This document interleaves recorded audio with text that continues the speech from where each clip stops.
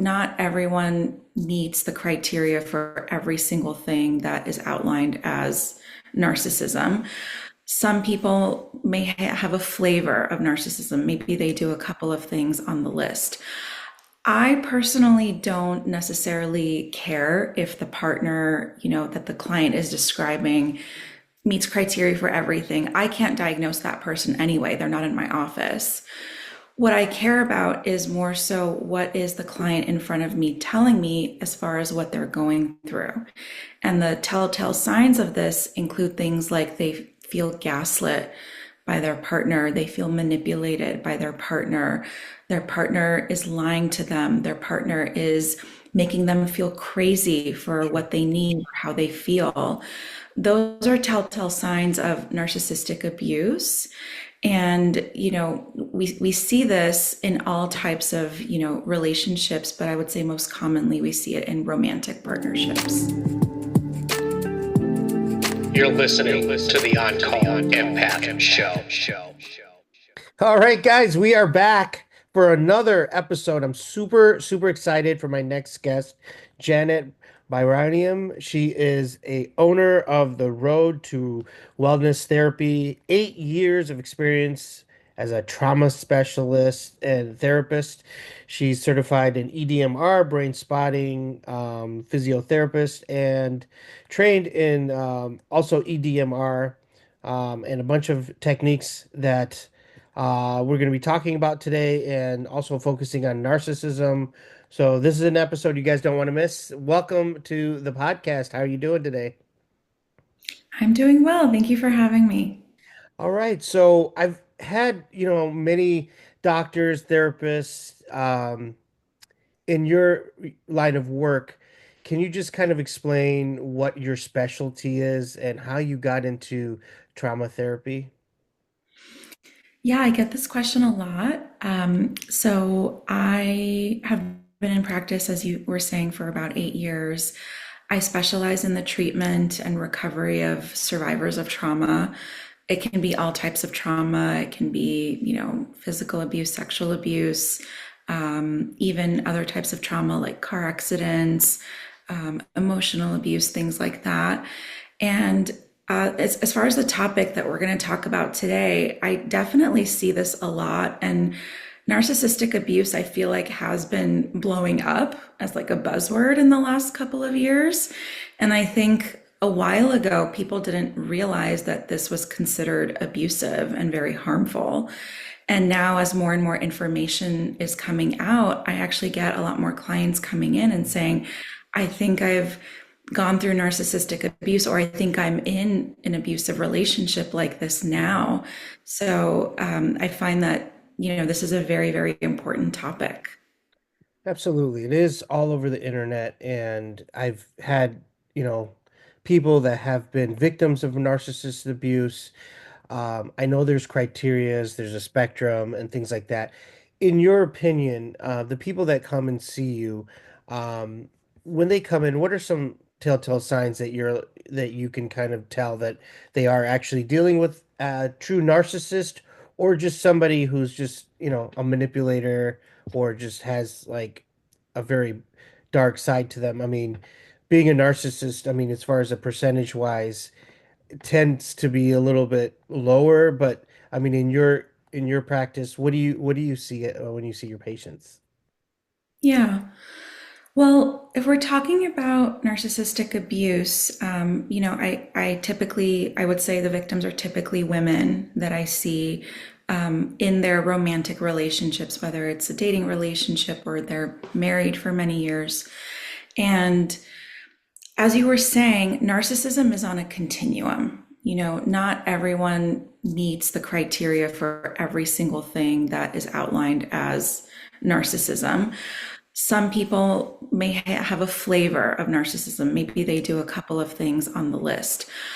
I personally don't necessarily care if the partner, that the client is describing meets criteria for everything. I can't diagnose that person anyway. They're not in my office. What I care about is more so what is the client in front of me telling me as far as what they're going through.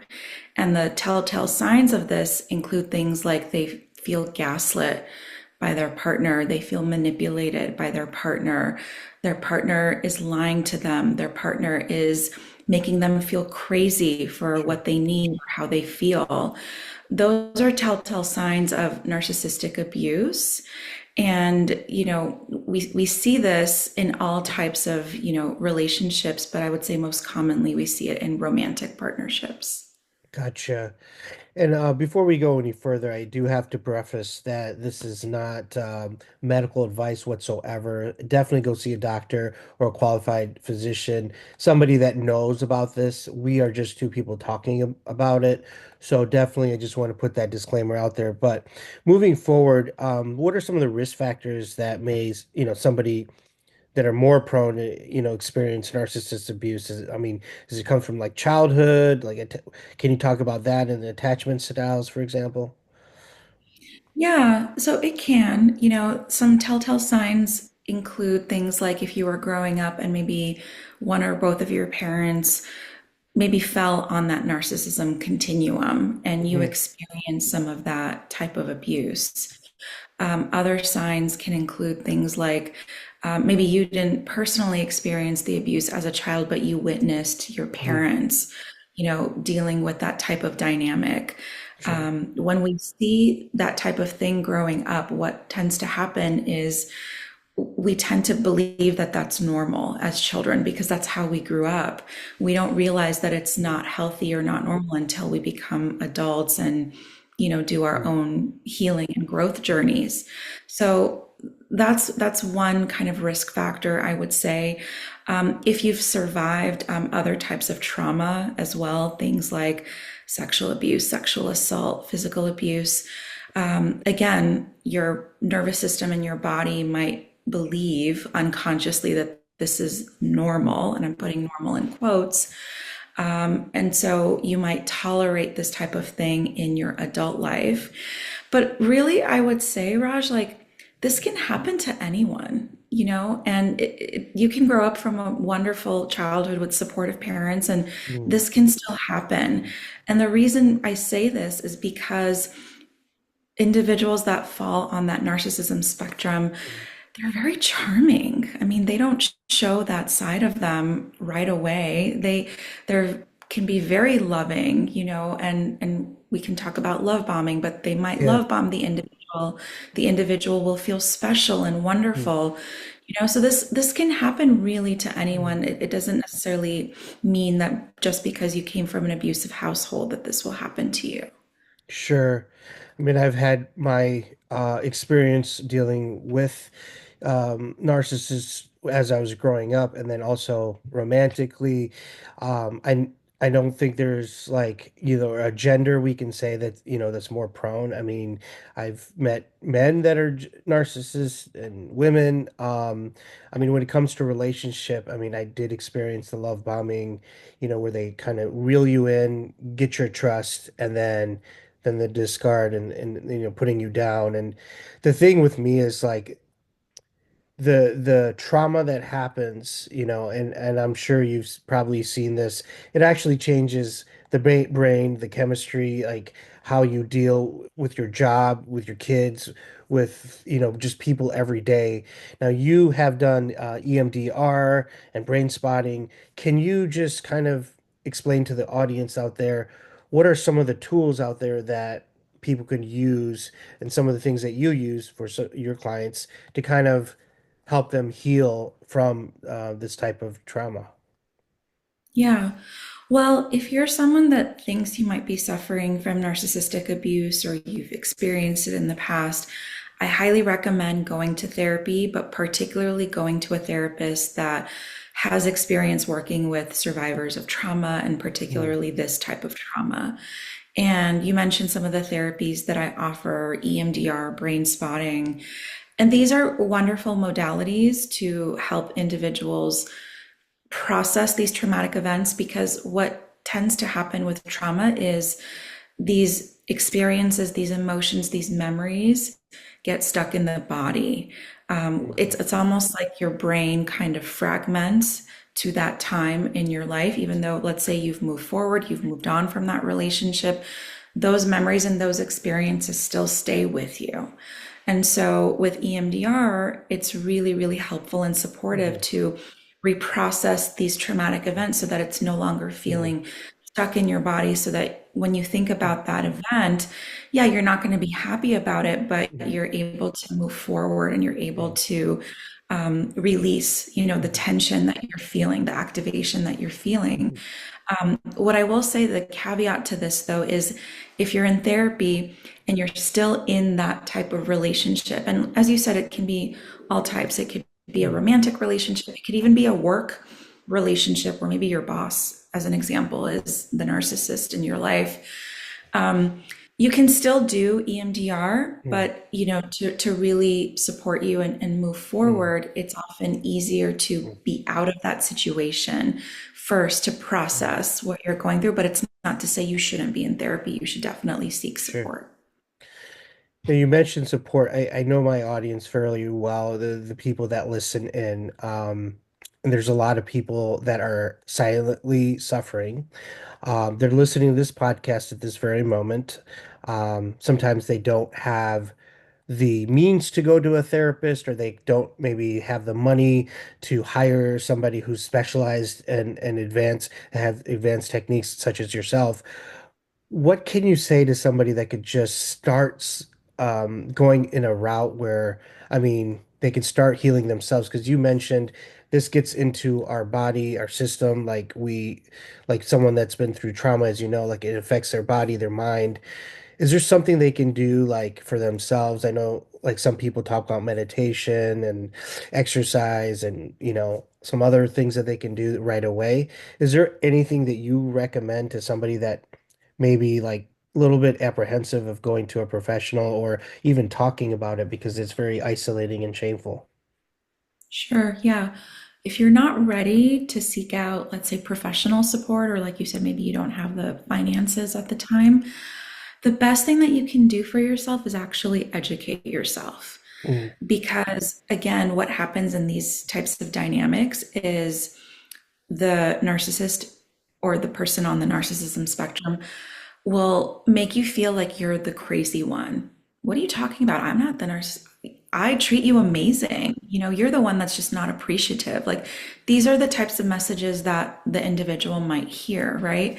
So you might start questioning yourself, like, wait, is that person, correct? I probably am crazy. Mm. So the best thing that you can do is actually educate yourself on what this is, and to really identify and see if this resonates for you. Sure. And education can be anything. It can be listening to different podcasts. It can be, going to get books about narcissism. Things like that is going to be really important, because when you gain the knowledge, that is going to Mm. start to help empower you to maybe look at things differently Mm. and make different Mm. decisions. Now, like we mentioned before, narcissist is a very trendy term on the internet, and a lot of people throw it around. Um, as far as a narcissist, is there a cure for somebody that is a narcissist? Because I know a lot of people that listen that are either married to one or seeing one, but they're like, trapped in their relationship. In that sense, is there any hope for somebody like that that refuses to go to therapy? I mean, is it like pretty much a dead end type relationship where if someone's not going to put in the effort, what's the point of being in that relationship if it's a narcissist? Yeah, that's a very, very tricky thing. So I would say, if somebody is like, let's say, a true textbook narcissist, there really isn't a cure, for that type of personality disorder. It's considered a personality Mhm. disorder. There is no cure, right? So that individual actually going to therapy, I know it sounds counterintuitive, but they're going to get worse with their abuse, Yeah. because they're going to learn all about the therapy speak and then do a Mm-hmm. much better job of manipulating and turning things around on their partner in their relationship. So in a weird way, like, we actually kind of don't want that person to go to therapy, because it's Mm-hmm. not going to make a difference. Somebody maybe if they have like a flavor though of narcissism, right? But they're not fully textbook narcissist. They have a flavor of it. But let's say they do have empathy, for example, like they do care about improving the relationship or making Mhm. their partner feel better. That individual, let's say, can go to therapy, but they have to kind of learn and undo Mhm. all the things that brought them to that place. So it's a little bit Mhm. tricky because we don't really Mhm. know like where these individuals fall. But I understand Mhm. like if that individual does not want to go to therapy, it can be very, very Mhm. challenging as far as moving the relationship in a much Mhm. healthier direction. Yeah.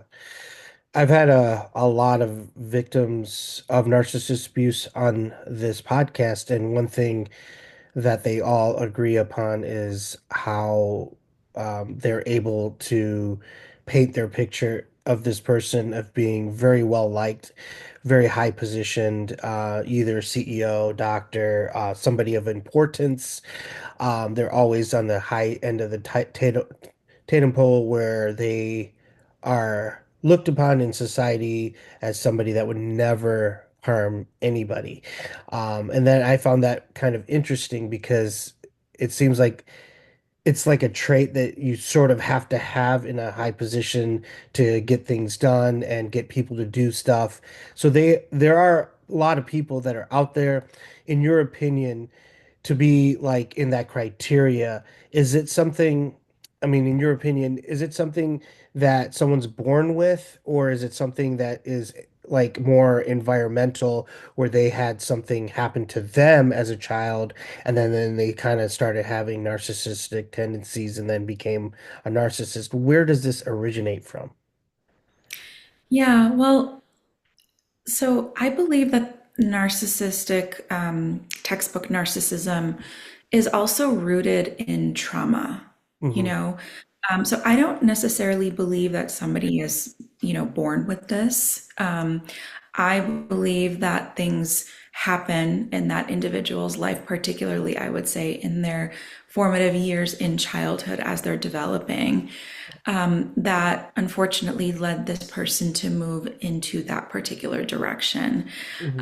Oftentimes, we see narcissists, if they can tap into their past, it's very, very challenging for the individual to do it. But if they Hmm. can, we find that they experience neglect. There was no love, there was no compassion, there was no sense of like emotional safety Hmm. in their childhood.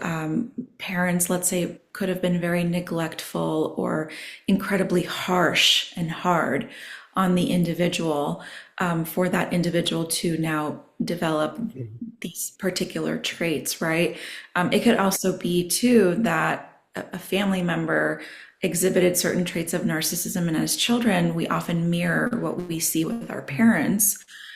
So it could have been like that. So what I will say is it is rooted in trauma because, when I have worked with, let's say, some men on the spectrum of narcissism, when we can tap into that wounded little boy within them, we were able to really do some Hmm. really masterful, wonderful work. But if we can't tap Hmm. into that wound, into that trauma, it's really hard. Okay, that's very interesting.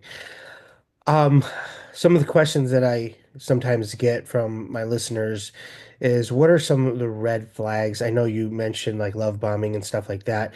What are some of the top red flags? Like, let's say someone's listening right now and they're not sure if they're dealing like with a boss or like a spouse or somebody. What are some red flags to look for in a typical narcissist, would you say? Yeah, well, as far as like the dynamic, if we're looking at, as an example, the romantic partnerships, you might meet someone and you personally feel like you're at such a high when you're dating and getting to know this individual. And that's because they're already telling you that they love you. They're Hmm. already making plans to move in with you, to marry you. When the individual starts proclaiming all these things right away, that is a huge red flag because if you think about it, if you're only dating somebody for like a week, how can they say they love you right away? Like they barely know you. Right. They don't even know your history, your family. So that is a significant red flag. And another red flag, I would say is again, like when you feel these high highs with the individual, but then something happens and then you dip into that extreme low with them. That's when you're kind of in that Mhm. toxic cycle, that toxic loop. So that's a particular red flag. So that's love bombing.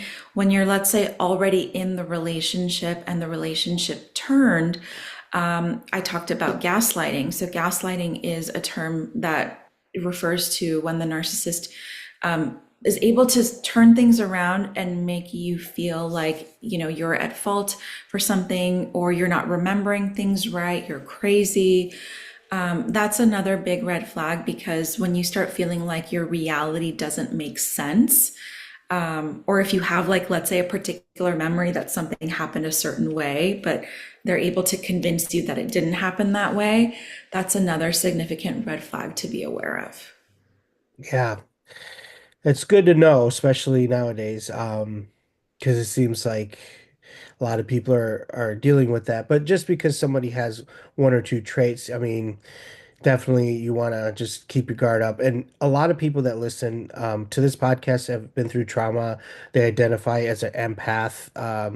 People that are very much givers and people pleasers, maybe not have the best boundaries, and has had like childhood abuse. Now, with that said, is there something to say where narcissists and empaths, I mean, I've heard, but maybe you can shed some light on this, is if somebody is more passive and here comes the narcissist to save them, is that why a lot of times it's like they're connected in some way? Because it seems like a lot of people tell me that I've always attracted narcissists.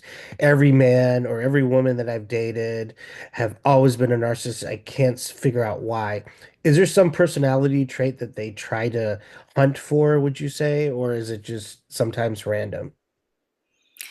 Yeah, well, the narcissist, again, this is not consciously happening. Right. Oftentimes it's like a subconscious thing, but they want to have the power. They want Yeah. to have the control in the particular dynamic. Sure. And so they will, likely seek out somebody that's softer, a little bit more gentle, empathetic, right? Because they may find that that individual is easier to control, easier to manipulate, easier to sway in a particular direction. They may also seek out, again, unconsciously, Hmm. a partnership where the individual has their own wounds that they haven't dealt with. Maybe the other person also experienced trauma and they haven't dealt with it. And as you said, want to be saved, right? So there is that codependency that can happen Mm, as yeah. well. So absolutely, there is something to say Yeah. that, these Mm. individuals tend to attract each other for sure. And then on the flip side, I wonder what would happen if I'm sure there are couples out there that are both narcissists and how that dynamic would work if both people are power hungry, in that situation. I don't know if you ever seen that. Is it possible? Well, anything is possible. I don't know that I've necessarily seen that in my office and practice, but yes, that is a possibility where, both individuals try to seek, control and power. So it becomes more like a power struggle of a Sure. relationship versus that push-pull type of dynamic. Yeah. Yeah. Well, yeah, I mean, it seems you have a very impressive background and, some of the things, the modalities that you use, I mean, you're helping your practice. Can you just kind of, just wrapping up here, just let the audience know, like, what you're up to? And, I did look at your Instagram and it's, very, very impressive. What are some things that, I mean, you would like to leave with the audience and just kind of tell us what you're up to in the future? Yeah. Well, what I would leave the audience with, because again, I know, people that are struggling with this may feel hopeless and may feel Hmm. like this is too hard. I'm not able to deal with it and get out of Yeah. it. I would say is find your community. because oftentimes in this situation, you might feel isolated in your life. And so, if you can find community support, that can mean supportive friendships, that can mean maybe a support group with other individuals struggling with this type of dynamic. Find community because that's really going to, in a way, save you. I'm not saying it's going to encourage you to leave or Mhm. stay. It's just going to help you not feel alone, and it's going to help empower Mhm. you to be with others that, want to support you as well. So if I can leave everyone with that, I'm just going to say, like, find your community in this. Mhm. As far as what I'm up to, I run a private practice. I have 4 therapists in my Mhm. practice that I'm very proud of, and they also work with clients that are struggling with Mhm. narcissistic abuse. We're located in Los Angeles, and we offer both in-person and virtual therapy. And as far as me, like, I'm still working on continuing my education Mhm. on this and how to, work with Mhm. both ends, right? Like, if a narcissist is able to come into my office, I want to help them as well. This individual likely has Mhm. wounds too, as well as the victims of narcissistic abuse. Just ending note, because I know I'm probably going to get a lot of questions on this. You mentioned EMDR and some other modalities. Are those covered by insurance? And typically, do therapists have a sliding scale? Because I know I'm going to get people that are interested, but maybe a little apprehensive of like, well, I can't afford that. Like, what would you say like the best route for that is? Yeah, call your insurance. If you have insurance, basically call and request a list of therapists that offer EMDR. Insurance providers typically are able to provide that, as the therapists need to disclose that to the insurer. So Hmm. definitely look into your insurance. There are many therapists that offer sliding scales, or you can work with an associate therapist that typically will have lower fees. Hmm. Another thing that I would encourage to look into, and there are some people that offer this, are support groups for narcissistic abuse and recovery. And support groups typically also have lower fees than, a regular individual therapy session. Hmm. So yes, you can look into all of this, in your community. Awesome. You have a wealth of knowledge. I'll just let you know that I've had a lot of doctors and therapists, so you know what you're talking about. You just like, because this is a very sensitive topic, and I think you've helped a lot of people. I'm going to put all your information in the bio, and obviously check out my Instagram. I'll have clips of this, and YouTube should be coming out on this episode. But thank you so much. And you're always welcome back. So if you think of any other topic, or you want to talk about anything, you're more than welcome to come back in the future. Thank you so much. It's my pleasure. Yeah, absolutely. All right, guys, that does it for this episode. Listen, don't stay quiet. If you're suffering alone, you're not alone. You're listening to this podcast, so that tells me that you are doing something right. Listen to YouTube videos. Go to even like she said, look out for groups. There's so many free groups out there, and then reach out to a therapist. Again, that's where you're gonna get some really good help as well. So, with that said, always keep moving forward, and we are out. You're listening to the On Call Empath